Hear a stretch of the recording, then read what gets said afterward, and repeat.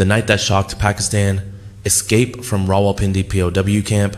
On the night of 13 August 1972, inside a heavily guarded prisoner of war POW camp in Rawalpindi, Pakistan, history was about to be written. This was the same camp where 12 Indian Air Force pilots were held captive after the 1971 Indo-Pak War. Security was so tight that no one could even imagine escaping alive. High concrete walls, barbed wires on top, armed Pakistani soldiers everywhere. Yet, inside this impossible prison were 3 Indian pilots whose courage was stronger than walls, wires, and guns. And the way they escaped left Pakistan completely stunned. The story begins the 3rd of December, 1971. India and Pakistan were locked in a fierce war. On the ground, the Indian Army was pushing Pakistan back on every front.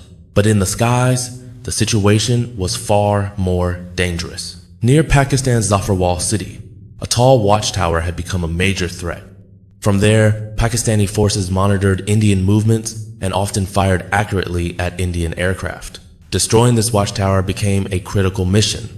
The responsibility was given to squadron leader Dilip Parulkar, a brave Indian Air Force pilot known for his discipline, courage, and determination. He knew the mission was extremely risky, but for the nation, the risk was worth taking. Shot down behind enemy lines. On the 10th of December 1971, Parulkar took off in his Sukhoi fighter jet. As he approached the target, Pakistani anti-aircraft guns opened heavy fire. Within moments, his aircraft was badly damaged. Realizing the danger, Parulkar ejected immediately. His life was saved, but fate dropped him straight into enemy territory. Already injured while landing, he struggled to stand when local Pakistani civilians surrounded him, shouting, "Enemy! Enemy!" They began beating him brutally and snatched his belongings. Parulkar collapsed unconscious. A few more minutes, and he would have been killed. Just then, Pakistani soldiers arrived. They dispersed the crowd and said, "Is greater than alive, he's more useful to us." That's how Dilip Parulkar was taken into custody, pulled back from the jaws of death, interrogation, and torture. When Parulkar regained consciousness, he found himself locked in a dark, damp cell. A Pakistani officer stood before him and handed over paper and a pencil. "Is greater than draw the map of Adhampur Air Base." Adhampur was a highly strategic Indian Air Force base. Parulkar refused. Torture began. Under extreme pressure, he finally drew a map, but instead of Adhampur, he secretly drew the Mumbai airport layout. At first, the officer was pleased, but soon he returned furious. As punishment, Parulkar was ordered to stand in one corner of the cell all night. A guard was instructed to shoot him if he sat down.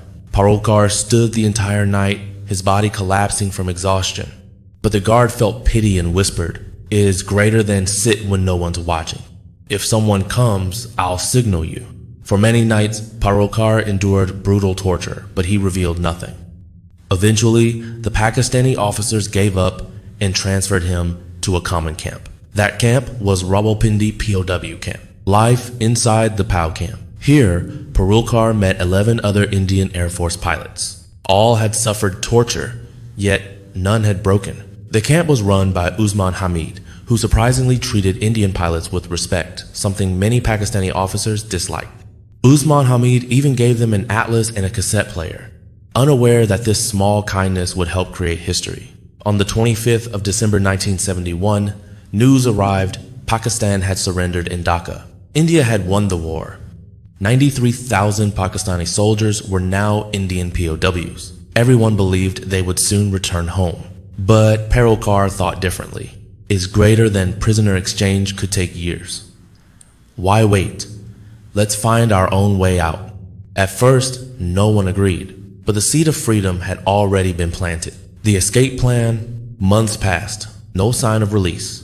Finally, 2 pilots joined Parulkar. M.S. Grewal, Harish Singh. They studied the atlas night after night. Directly crossing the India-Pakistan border was impossible. So they planned to escape into Afghanistan first, then somehow reach India. They needed the right cell closest to the outer wall. After careful observation and friendly behavior with guards, they were shifted to cell number 4. Another pilot, Vidyadhar Shankar Chatti, was in the cell. He refused to escape but agreed to help. Digging the tunnel, The wall was 18 inches thick, no tools. But fate helped again. They managed to steal a scissors and a screwdriver. Every night from 12 a.m. to 1 a.m., one man dug, while others stood guard. Dust and cement were hidden under beds. They sabotaged the cell bulb so guards couldn't see properly. Once, a guard almost caught them, but Chati's quick presence saved the day. Slowly, brick by brick, the hole grew large enough. They collected dry fruits, condensed milk, money, and even made a homemade compass using a cassette magnet and a needle. They stitched Pathani suits to blend in outside.